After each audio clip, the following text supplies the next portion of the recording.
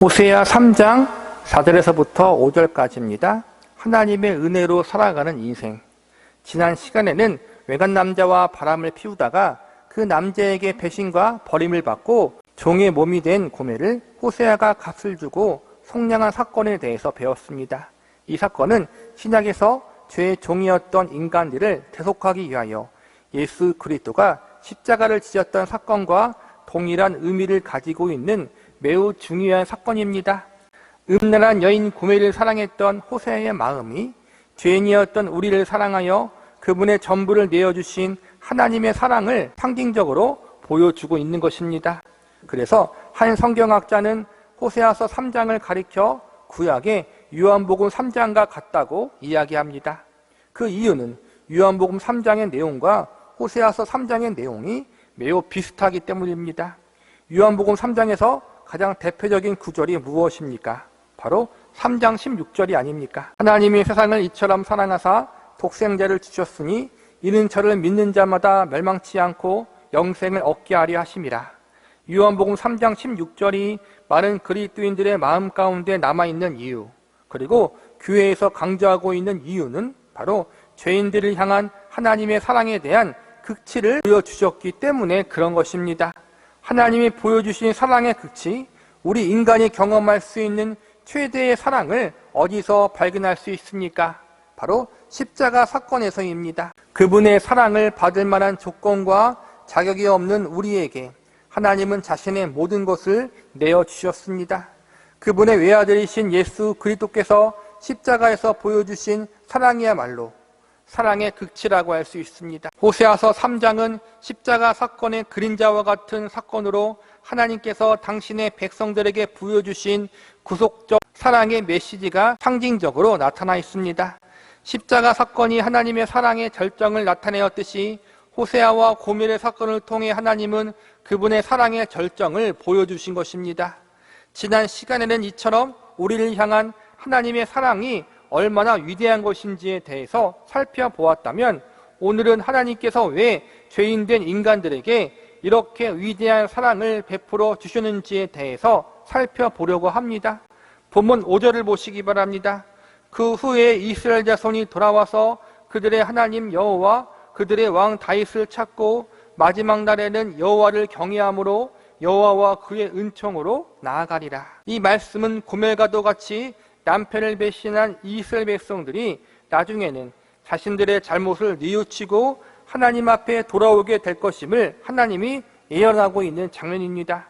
그런데 여기서 보면 하나님 앞에 돌아오기 전에 선행되어질 것이 있는데, 그것은 바로 하나님의 은총입니다. 은총을 다른 말로 하면 은혜입니다.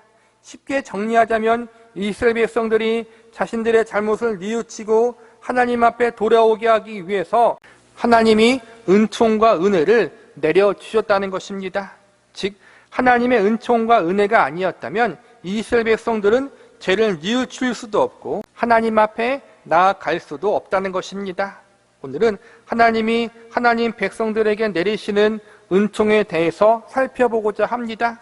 호세아가 고멜을 용서하고 받아주는 사건을 통해 하나님이 그분의 백성들에게 내리시는 은총은 과연 어떤 모습으로 나타나는지에 대해서 알아보고자 합니다. 하나님이 하나님 백성들에게 내리시는 은총은 첫 번째로 택하신 자들의 인생을 간섭하여 주시는 것입니다.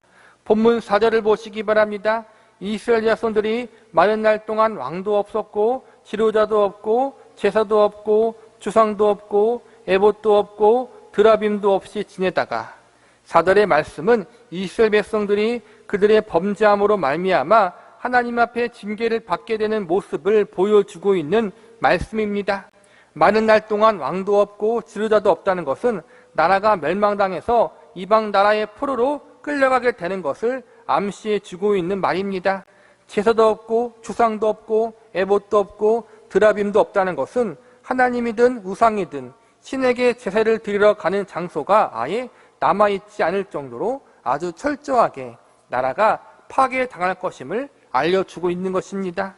동시에 포로로 끌려간 삶이 너무 고되어서 우상이나 다른 신을 섬길 만한 여유를 주지 않겠다는 하나님의 엄중한 경고의 메시지를 담고 있다고 볼 수 있습니다. 그들이 앞으로 당하게 되는 이 고난과 연단은 그들의 잘못과 죄악으로 인하여 당하는 형벌이요 징계입니다. 억울할 이유가 전혀 없습니다. 그들 자신이 지은 죄에 대한 합당한 심판을 받는 것입니다. 그러나 이스라엘 백성들이 자신들이 저지른 죄악에 대한 심판으로 멸망당했다.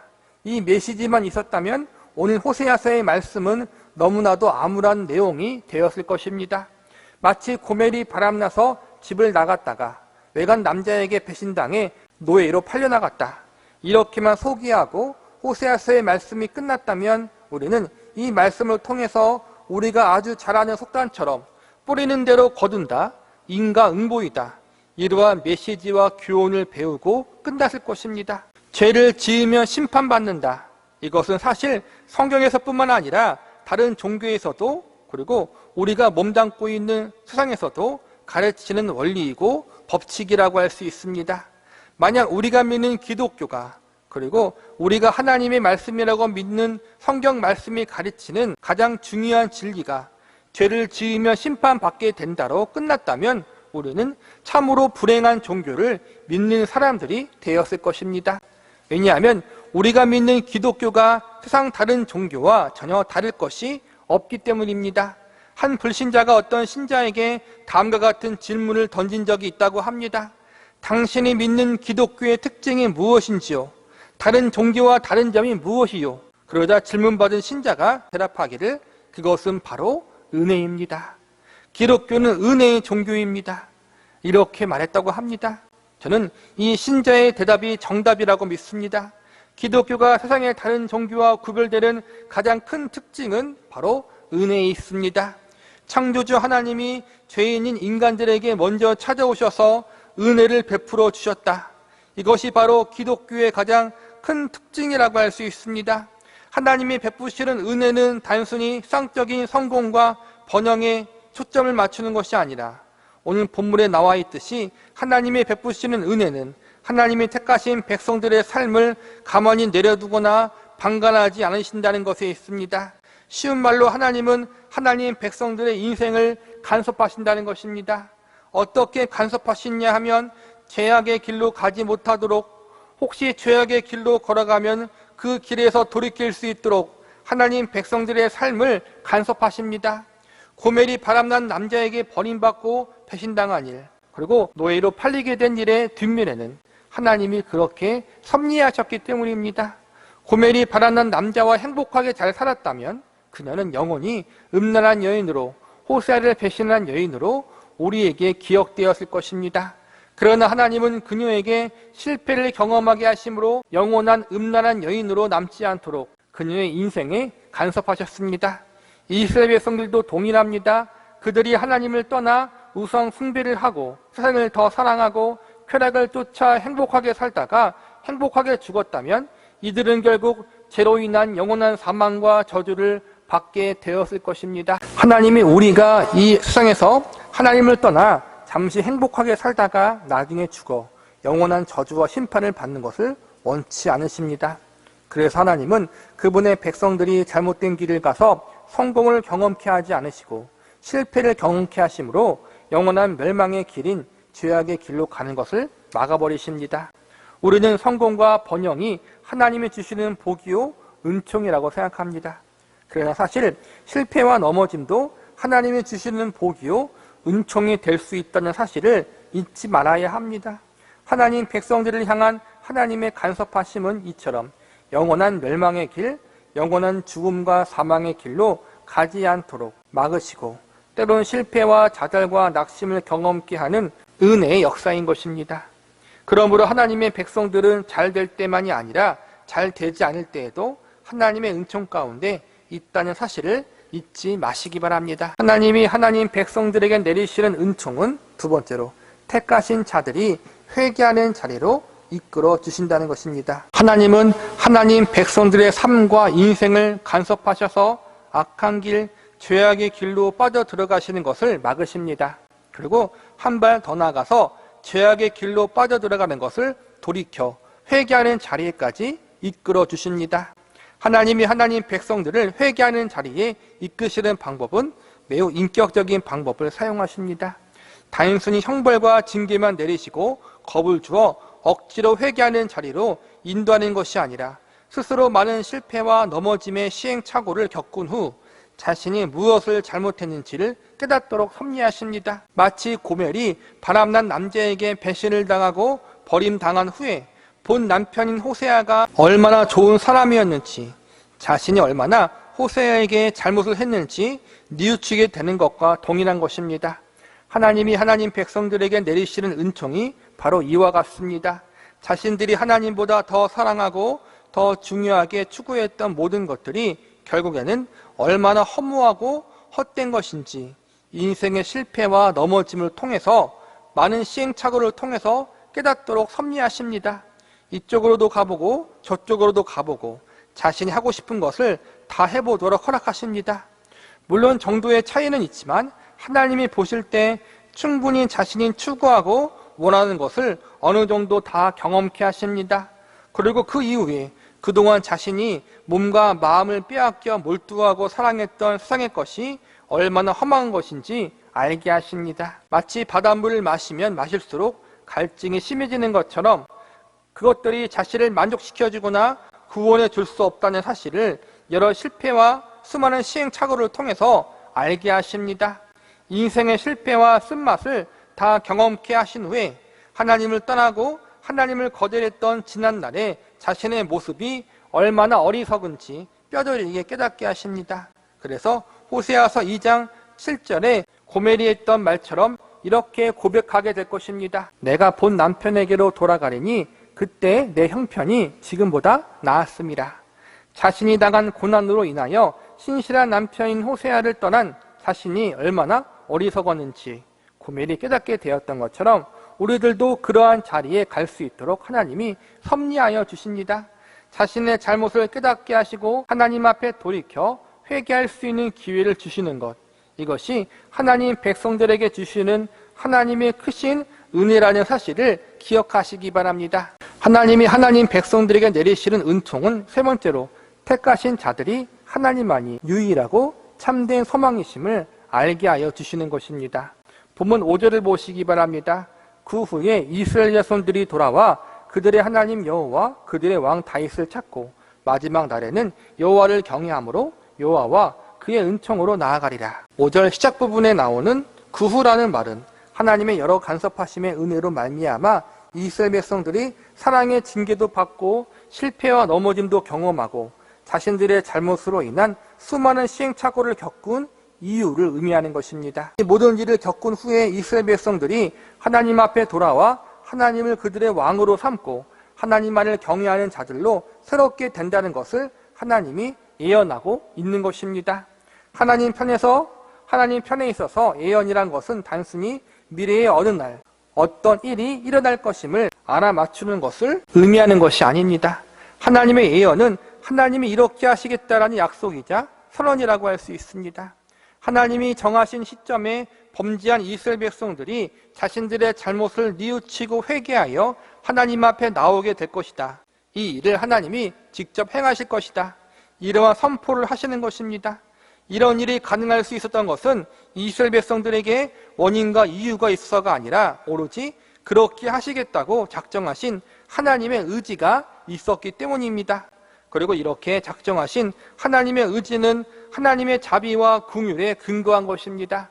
그래서 5절 마지막 부분에 보면 여호와와 그의 은총으로 나아가리라라고 나와 있습니다. 하나님과 그분이 내리신 은혜 때문에 하나님의 백성들이 하나님 앞에 나아올 수가 있게 된 것입니다. 죄인들이 하나님 앞에 나올 수 있는 유일한 이유는 하나님이 은혜를 내려주셔야만 가능했던 것입니다. 죄인들이 자신들의 잘못을 깨닫고 회개함으로 하나님 앞에 나아갈 수 있는 것 역시 하나님의 은총 때문입니다. 지난 시간에도 배웠지만 고멜은 자신이 당한 고난을 통해 자신이 남편인 호세아 앞에 얼마나 큰 잘못을 저질렀는지 알았습니다. 그러나 깨닫고 아는 것만으로 고멜이 호세아에게 돌아갈 수 있는 것은 아닙니다. 고멜이 호세아에게 돌아가기 위해서 그녀의 종된 신분이 속량되어야 합니다. 고멜 스스로 자신을 속량할 수 있는 능력이 없기에 이 일을 할 수 있는 것은 본 남편인 호세아밖에 없습니다. 고멜이 호세아에게로 돌아갈 수 있는 유일한 방법은 남편인 호세아가 그녀를 찾아와 비용을 지불해주고 성량해 주어야 합니다. 결론적으로 고멜의 뉘우침, 그녀의 회개가 그녀를 구원해 줄 수 있는 것이 아니라 남편의 자비와 긍휼, 남편의 은혜만이 그녀를 구원해 줄 수 있는 것입니다. 우리도 마찬가지입니다. 우리의 깨달음과 뉘우침만으로 우리는 구원받을 수 없습니다. 우리가 우리의 잘못을 자백하고 하나님 앞에 나아가기를 원하는 마음과 결단이 우리 스스로를 구원할 수 없다는 것입니다. 우리를 구원하는 유일한 방법은 하나님의 은총뿐입니다. 그리고 좀 더 자세히 들어가 보면 우리가 죄를 깨닫고 뉘우치는 것 역시도 알고 보면 하나님이 은혜를 내려주사 우리의 인생을 간섭하시고 우리의 마음을 움직여 주셨기 때문임을 발견할 수 있습니다. 결국 하나님 백성들에게 있어서 하나님의 은혜가 전부라는 사실을 우리는 알아야 합니다. 하나님 백성들의 모든 발걸음 속에, 우리의 모든 걸음 속에 하나님의 은혜가 아닌 것을 없음을 우리가 발견할 수 있어야 합니다. 결국 은총으로 나아간다는 것은 우리가 잘해서 회개하고 우리가 잘해서 하나님 앞에 용서받는 것이 아니라 이 모든 일을 하나님이 그분의 은혜 가운데 섭리하시고 주관하시고 간섭하셔서 이루셨다는 사실을 인정하는 자리로 나아가는 것입니다. 우리는 죄인이요 멸망당해야 할 마땅한 존재이고 돌이킬 생각조차 안 하고 있었던 답 없는 존재들이었습니다. 그런데 이러한 우리들의 삶을 하나님이 간섭하시고 찾아오셔서 깨닫게 하시고 돌이키게 하시고 회개케 하는 자리로 이끄셨습니다. 하나님만이 참 소망임을 알게 하셨습니다. 결국 우리가 하나님 앞에 나올 수 있었던 모든 것은 내가 아니라 하나님의 일하심이었던 것입니다. 말씀을 정리하겠습니다. 하나님이 하나님 백성들에게 내리시는 은총은 그들의 삶을 가만히 놔두지 않으시고 그분의 선하시고 전능하신 주권과 섭리 가운데로 이끄신다는 것입니다. 그래서 죄악의 길로 가는 것을 막으시고 돌이킬 수 있도록 은혜를 내려주십니다. 하나님이 내리시는 은총은 자신들이 추구했던 소망이 거짓된 소망이고 하나님만이 참된 소망이심을 깨닫도록 역사하십니다. 동시에 하나님의 은총은 하나님을 배신하고 거절했던 자신들의 지난 날이 얼마나 어리석은지를 알게 하시고 이제는 하나님을 참으로 경외하는 자리에 서게 하십니다. 지금 하나님은 저와 여러분을 향하여 이러한 은총의 역사, 은혜의 일하심을 진행하고 계십니다. 적극적으로는 하나님이 싫다고 떠나버린 자리에 서는 이들에게, 소극적으로는 하나님보다 더 사랑하는 세상의 우상들을 만들어 섬기는 이들에게 하나님은 은총을 베푸십니다. 때론 사랑의 매를 들기도 하시고 때로는 우리에게 실패와 넘어짐을 경험케 하시고 수많은 시행착오를 겪게 하심으로 직접 하나님만이 전부라는 사실을 인정하는 자리로 우리를 이끄십니다. 하나님이 보시기에 미워하는 죄만 짓는 죄인들을 향해 하나님은 포기하지 않고 그분의 은총을 내려주십니다. 우리는 내가 사랑하는 상 때문에 하나님을 사랑하지 못합니다. 내가 마음에 빼앗긴 우상 때문에 하나님에게 마음을 주지 못합니다. 나는 상과 우상 앞에 이미 영혼과 사랑과 정조를 모두 팔았건만 그분은 여전히 우리를 사랑하셨습니다. 그래서 로마서에서는 이렇게 선포합니다. 우리가 아직 죄인 되었을 때 그리스도께서 우리를 위하여 죽으심으로 하나님께서 우리에게 대한 자기의 사랑을 확증하셨느니라. 아직 우리가 죄인이었고 하나님을 대적한 원수였던 존재였는데 그러한 우리를 하나님께서 사랑하사 자신의 생명을 내어주셨다는 말입니다. 이 로마서의 말씀은 호세아서의 고멜에게 적용해서 이해해보면 이렇습니다. 내가 남편을 버리고 창기가 되었을 때, 음부가 되었을 때 그럼에도 불구하고 나를 끝까지 사랑했던 그 남편의 사랑, 호세아가 경험했던 사랑의 아픔과 고통이 우리를 향한 포기되어지지 않는 하나님의 사랑임을 믿으시기 바랍니다. 우리가 고멜과도 같이 여전히 죄악의 자리에 있었음에도 불구하고 하나님은 우리를 변함없이 사랑하셨습니다. 어제도 오늘도 하나님의 사랑에는 변함이 없습니다. 이 사랑은 하나님의 은혜의 일하심으로 또한 은총의 역사하심으로 내 인생을 간섭하심으로 우리의 삶 가운데 부어졌습니다. 본문 5절을 다시 보시기 바랍니다. 그 후에 이스라엘 자손이 돌아와 그들의 하나님 여호와 그들의 왕 다윗을 찾고 마지막 날에는 여호와를 경외함으로 여호와와 그의 은총으로 나아가리라. 여호와와 그의 은총으로 나아간다라는 말의 최종적 의미는 하나님이 예수 그리스도의 대속의 은혜를 통해 우리가 하나님 앞에 나아갈 수 있는 존재로 만들어 주신다는 것입니다. 하나님이 죄인들에게 내려주신 가장 큰 은혜는 예수 그리스도의 대속의 은혜입니다. 하나님을 버리고 떠나 우상을 섬기고 있던 우리들이었습니다. 그래서 죄의 노예, 쾌락의 노예, 물질의 노예, 우상의 노예가 되어 살고 있었던 우리였습니다. 그러나 하나님께서 그러한 우리를 그대로 버려두지 아니하시고 죄와 사망의 노예시장 같은 이 세상 한복판에 예수님을 보내사 우리를 속량하셨습니다. 예수님은 친히 그분의 생명을 우리를 구속하기 위해서 지불하셨습니다. 하나님의 아들 예수님이 생명을 대가로 지불하시고 우리를 죄의 노예로부터 해방시켜 주신 것입니다. 우리는 예수님이 생명을 주고 다시 사신 바 된 자들입니다. 예수님이 나를 죄의 노예로부터 구속해 주셨다. 이 사실을 믿고 받아들이는 것이 구원인 것입니다. 구원은 값없이 주어지는 하나님의 선물이기 때문에 구원받기 위해서 우리가 해야 할 일은 단지 그냥 믿고 받아들이는 것뿐입니다. 그러나 값없이 얻는 구원이지만 이 구원을 값없이 얻기 위해서 하나님의 아들 예수님께서 그분의 생명을 십자가에서 버리시는 값비싼 희생을 하셨다는 사실을 기억해야 합니다. 그러므로 구원을 싸구려처럼 취급하는 일은 없어져야 할 것입니다. 이렇듯 값없이 구원을 받기 위해서 그리스도의 십자가 희생이 있었습니다. 고멜이 다시 아내의 자리를 회복하기 위해 한 일이 있습니까? 아무것도 없습니다. 고멜은 아무런 행위나 공로 없이 아내의 자리를 회복할 수 있었습니다.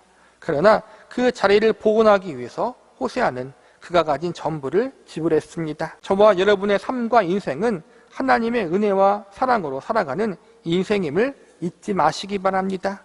고멜을 사랑하기 위해, 고멜을 아내로 맞이하기 위해 호세아는 자기가 죽는 아픔을 경험하였습니다.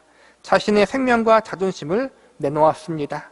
하나님도 예수님도 동일합니다. 이런 사랑으로 말미암아 구원받은 자가 바로 저와 여러분이라는 것을 기억하시고 하나님 앞에 감사하며 그분의 은혜와 사랑을 받은 자로서 합당하게 살아갈 수 있기를 간절히 기도합니다.